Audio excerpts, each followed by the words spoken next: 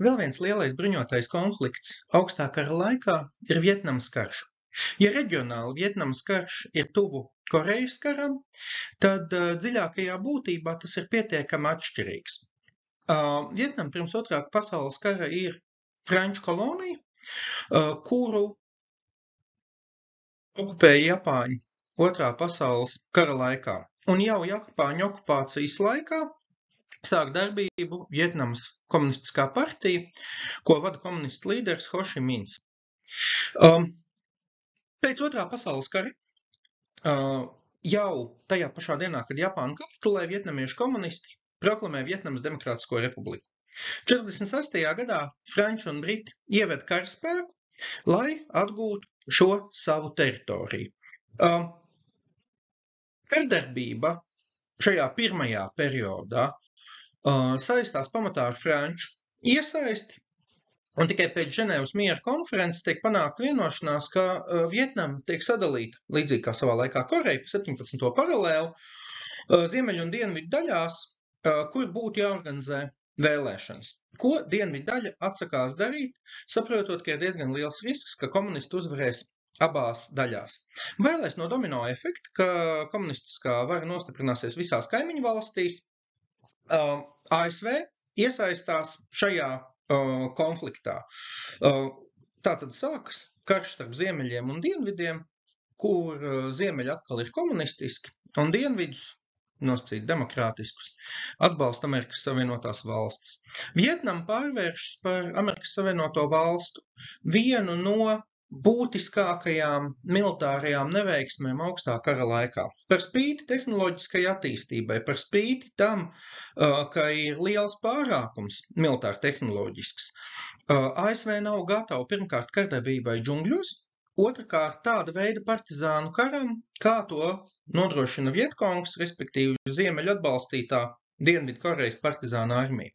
Caur Laosas un Kambodžas teritorijām, pa saucamajām Ho Chi Minha takām, bruņojums tiek piegādāts uz dienvidiem, nodrošinot nepārtrauktu spēcīgu partizānu kustību.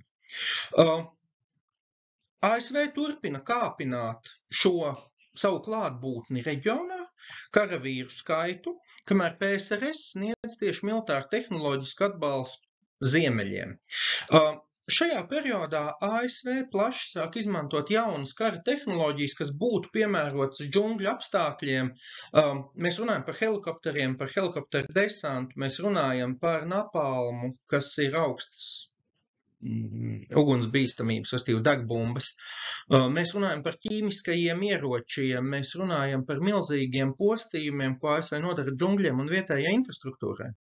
Bet par spīti tam Amerikas Savienotajām valstīm neizdodas tikt galā ar šo partizānu kustību. Vietkongs, jeb šī Vietnamas atbrīvošanas armija, šos tradicionālos ieročus padara neefektīvus lielāko daļu savu pozīciju, veidojot zem zemes, veidojot veselas tuneļu sistēmas, kas ļauj viņiem ilgstoši turēties pretī ASV spiedienam un savukārt no savas puses traucēt jebkāda veida viņu militārās darbības. ASV mēģina cīnīties ar šiem tuneļiem dažādos veidos, tostarp apmācot speciālas vienības tuneļu žurkas, bet tas viss ir relatīvi neefektīvi, jo Vietnamā partizāni lieto ļoti plašu nekonvencionālo karošanas metožu sistēmu klāstu, dažādas lamatas, slazdus, ko izvieto gan civiliedzīvotāju mājās, gan džungļos. Līdz ar to tradicionālo kardarbību padarot gandrīz neiespējamu. 60. gadu beigās kļūst skaidrs, ka ASV nespēs šajā konfliktā ātri uzvarēt. 72. gadā sākas miera sarunas, un 73. tiek panākts miera līgums, ar kuru ASV apņemās izvest karaspēku no Vietnamas.